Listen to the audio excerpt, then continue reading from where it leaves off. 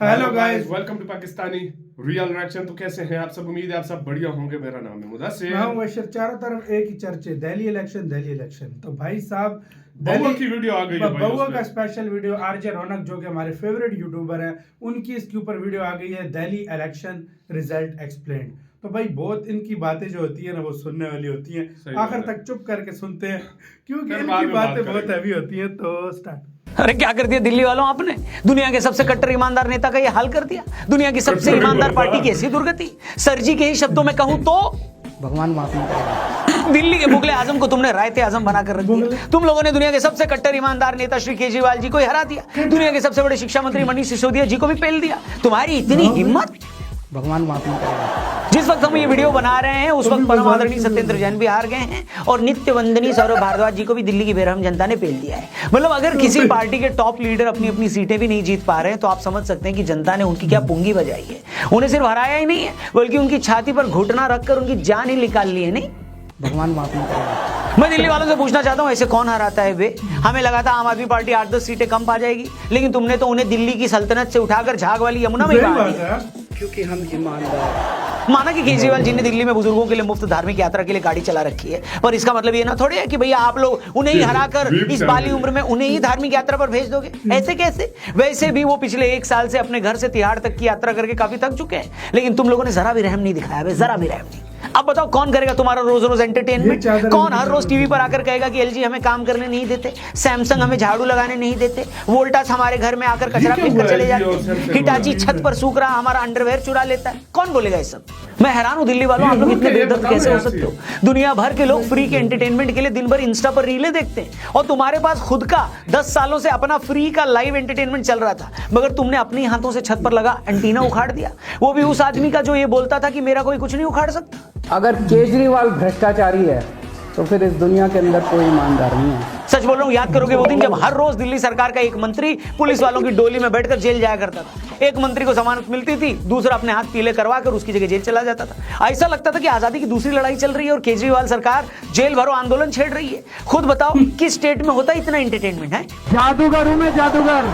आखिर कौन सा वादा था जो केजरीवाल ने पूरा नहीं किया था? उन्होंने कहा था कि दिल्ली को लंदन बना देंगे। आप जाकर घर देखो उनका, आपको इतना आलीशान घर लंदन में भी नहीं मिलेगा। अब ये आप लोगों की गलती है जिनको ये लगा कि वो पूरी दिल्ली को लंदन बनाने की बात कर रहे थे। इतने बड़े बड़े घरों में रहते हैं।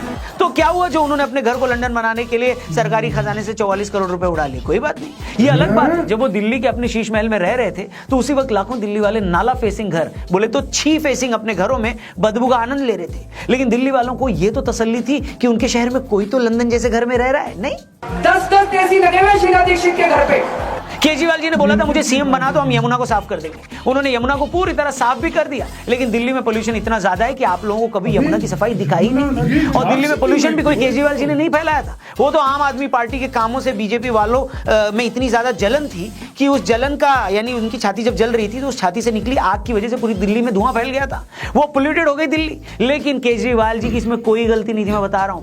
पर हाँ, दिल्ली में आम आदमी पार्टी से अच्छा परफॉर्मेंस कांग्रेस पार्टी कर रहा है। आम आदमी पार्टी इन चुनाव में 39 सीटों का नुकसान झेली है, क्योंकि हम ईमानदार। लेकिन दिल्ली में आम आदमी पार्टी से अच्छा परफॉर्मेंस कांग्रेस का रहा है। आम आदमी पार्टी को इस चुनाव में 39 सीटों का नुकसान हुआ, लेकिन कांग्रेस को तो पिछली बार के मुकाबले एक भी सीट का नुकसान नहीं हुआ। भाई साहब, तालियां उनके लिए। उनकी पिछली बार भी 0 सीट थी और इस बार भी उतनी ही है। हो सकता है आर्यभट्ट ने जीरो को इन्वेंट किया हो, लेकिन कांग्रेस पार्टी उसी जीरो को री इन्वेंट करने में लगी है, तो उसमें बुराई क्या बताओ?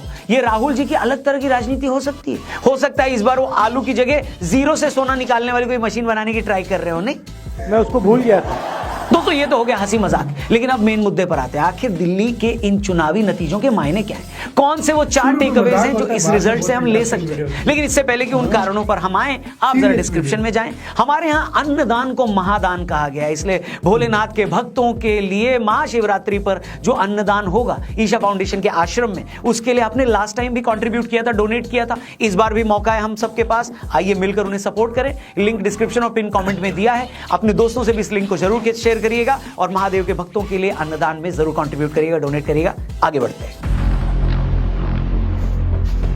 इस रिजल्ट का सबसे बड़ा मैसेज ये है कि अरविंद केजरीवाल को आज कोई भी ईमानदार नेता नहीं मान रहा है, क्योंकि जिन केजरीवाल जी की ईमानदार इमेज की वजह से आम आदमी पार्टी दिल्ली ही नहीं पंजाब में भी सरकार बनाने में कामयाब हुई, अगर आज वो खुद अपना इलेक्शन हार गए हैं तो आप समझ सकते हैं कि उनका ऑरा टूट गया है, उनकी इमेज खत्म हो चुकी है और जनता उन्हें भी एक लालची और भ्रष्ट नेता की तरह देख रही है। क्योंकि ऐसा हो ही नहीं सकता कि जो आम आदमी पार्टी केजरीवाल जी के चेहरे पर 2015 में 67 और 19 में 62 सीटें लाई थी, वो आज 22 सीटों पर अटक गई है और उनके तमाम बड़े नेता खुद अपना चुनाव हार गए। इसका सीधा मतलब यह है कि लोगों को भी लगता है कि केजरीवाल जी की पार्टी भी बाकी पार्टियों की तरह है। पिछले 4 सालों में शराब नीति को लेकर केजरीवाल और पूरी आम आदमी पार्टी पर जो इल्जाम लग रहे हैं, लोगों ने काफी हद तक उन आरोपों को ठीक भी माना है। केजरीवाल इस बात का भी जवाब नहीं दे पाए कि 10 सालों बाद भी यमुना गंदी क्यों है। वो इस बात को भी क्लियर नहीं कर पाए कि आज पंजाब में भी उनकी सरकार है तो क्या वजह है कि आज भी पंजाब से पराली का धुआं दिल्ली आ रहा है। इसके अलावा उन्होंने अपने मकान के रिनोवेशन पर 44 करोड़ रुपए खर्च किए। इस खर्च की बात तो खुद दिल्ली सरकार भी मानती है। तो इन सारे इल्जामों ने उन्हें भी बाकी पार्टियों की तरह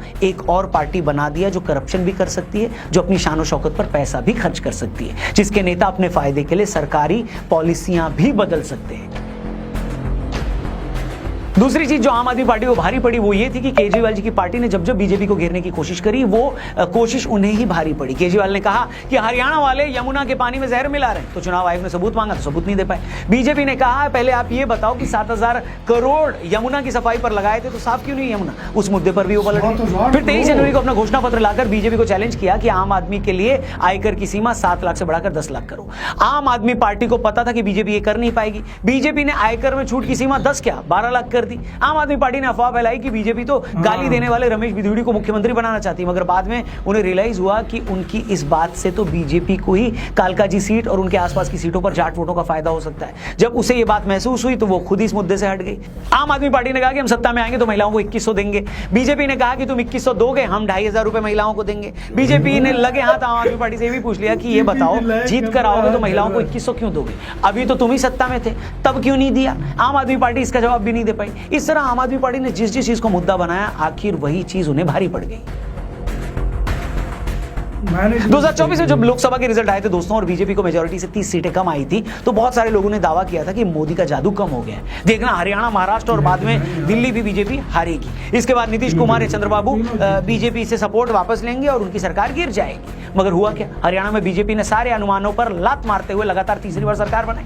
महाराष्ट्र में उनके अलायंस ने इतनी सीटें जीती जितनी महाराष्ट्र की हिस्ट्री में आज तक किसी ने नहीं जीती थी, और दिल्ली में तो उसने पूरी बाजी ही पलट दी। बहुत सारे लोग ये बोल रहे थे कि दिल्ली की राजनीति हरियाणा और महाराष्ट्र से अलग है। दिल्ली में आम आदमी पार्टी के पास केजरीवाल है और बीजेपी के पास कोई चेहरा नहीं है, लेकिन यहां भी बीजेपी आम आदमी पार्टी से उनकी 38 सीटें छीन चुकी है। मतलब लोकसभा इलेक्शन के बाद जो ये हवा बन रही थी कि मोदी का जादू कम हो गया है, एक के बाद एक विधानसभा नतीजों ने ये प्रूव कर दिया है कि मोदी का जादू शायद आज अपने चरम पर है। अगर बीजेपी दिल्ली जैसे स्टेट में भी बिना सीएम फेस के केजरीवाल जैसे मजबूत नेता को हरा रही है तो मोदी का ही जादू है, ऐसा एक्सपर्ट्स बोल रहे हैं। लोकसभा इलेक्शन के बाद से लगातार तीसरा स्टेट इलेक्शन है जब इंडी गठबंधन या उसकी पार्टियां बीजेपी से हार गई। आम आदमी पार्टी और कांग्रेस लोकसभा में साथ थे, इंडी अलायंस का हिस्सा थे, मगर दिल्ली में वो एक दूसरे के बाल नोच रहे थे। पहली बार राहुल गांधी ने केजरीवाल को शराब घोटाले का अक्यूज बताया, केजरीवाल ने भी राहुल बाबा पर डायरेक्ट अटैक किया। आज दिल्ली में बीजेपी जीत गई तो उमर अब्दुल्ला ने ट्वीट करके लिखा कि और लड़ो आपस में। इससे पहले इंडिया अलायंस की बहुत सारी पार्टियां ममता बनर्जी को अपना फेस बनाने को बोल चुकी है, लेकिन कांग्रेस इसके लिए तैयार नहीं हुई। ये लोग महाराष्ट्र में आपस में लड़े थे, तब भी इनको बहुत उम्मीद थी, लेकिन वहां भी गजब बेइज्जती हुई।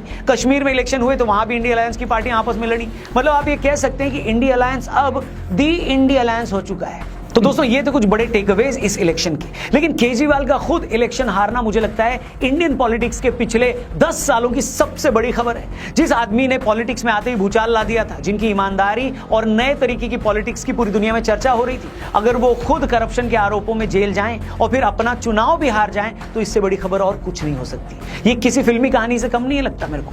केजरीवाल की इस हार ने यह प्रूव कर दिया है कि जनता एक दिन किसी को भी फर्श से अर्श पर पहुंचा सकती है तो उसी आदमी को दोबारा पटक कर जमीन पर भी ला सकती है। इस रिजल्ट के साथ ही केजरीवाल जी की पॉलिटिक्स हमेशा के लिए खत्म न हुई हो, लेकिन इस रिजल्ट में बहुत सारे लोगों के लिए बहुत सारे सबक छिपे हैं। इसी मामले पर हम जल्दी एक और वीडियो बनाएंगे जिसमें हम वीडियो खत्म भाई। इस इलेक्शन ने ये बता दिया है कि सुपर पावर है भाई जनता। जो मर्जी आप कर लो ना, जनता को आप जो मर्जी ख्वाब दिखा दो, सब कुछ कर लो।